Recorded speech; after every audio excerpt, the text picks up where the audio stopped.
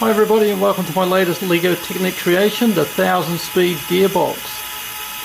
This video came about from a comment that I received on my 256 speed gearbox where someone said, "Oh, what's next, the 1000 speed gearbox?" I thought he was being a little bit sarcastic, but I thought, heck, why not? Let's give it a go. So the way this gearbox works is that I've got 10 different switches in the middle here. So I've got 1, 2, 3, 4, 5, 6, 7, 8, 9, 10. Connected to 10 differentials around the back. And so the way this works is that each of these switches has got a label on it, 1, 2, 4, 8, 16, all the way up to 512. You might notice these labels are pretty much a binary number expansion. And what happens is that every time you turn on one of these switches to the number, it adds that number to the overall output speed divided by 1000. So for example, if you want to create a speed of 1 to 1000, you just switch the switch here, it's got the label 1 on it, it becomes 1 out of 1000. If you want to create 2 out of 1000, switch that one and turn that one off, so it becomes 1 out of 500. And by doing that, these numbers are allowed to create pretty much every combination from 1 to 1023.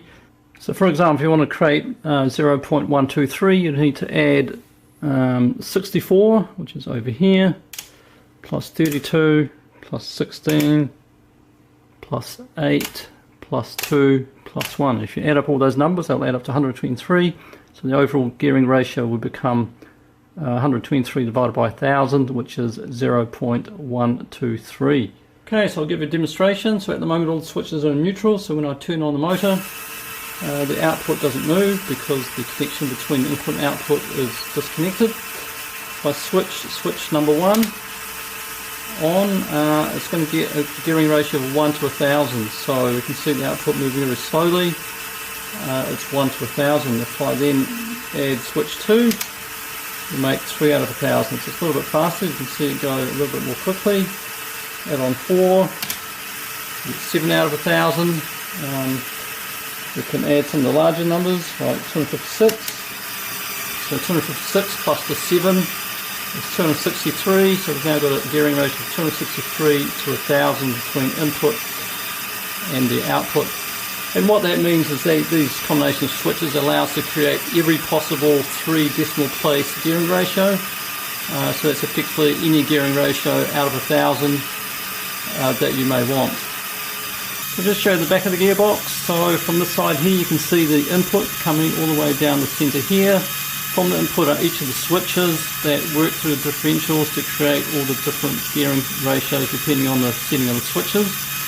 And what I've got here at the top, which I'll explain a bit more later, is a special gearing that converts the gearing ratio from 1024, which is the binary 2 to the power of 10, which is the 10 switches, back to 1000. So effectively this implements 1024 to 1000 down gearing, just to be able to create a 3 decimal gearing system rather than it being out of 1024.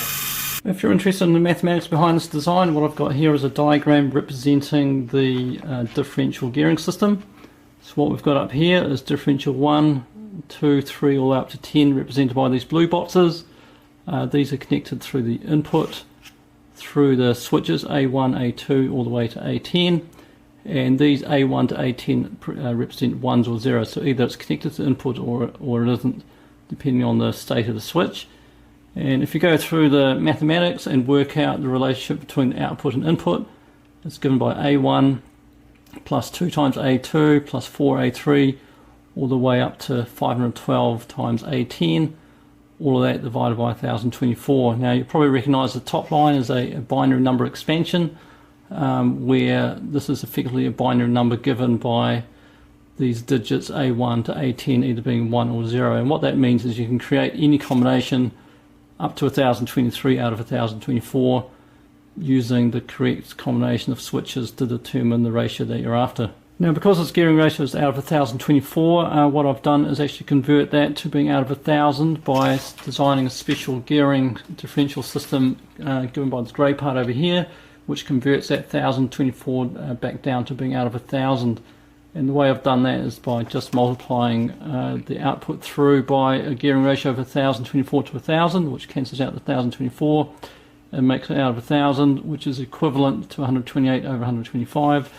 And I've created this differential two differential system here to create that exact ratio of 128 to 125. And the way I've done that is through a video I've done previously on designing N to P gearing ratios using two differentials, and by going through that technique I've come up with this design here, which works very well. So it's a gearing ratio of 2 between output and differential 1, a third to the center of D2, from the output a gearing ratio of 1, minus a third back there, and 21 across here. So that gives us exactly that ratio that is needed to make that conversion.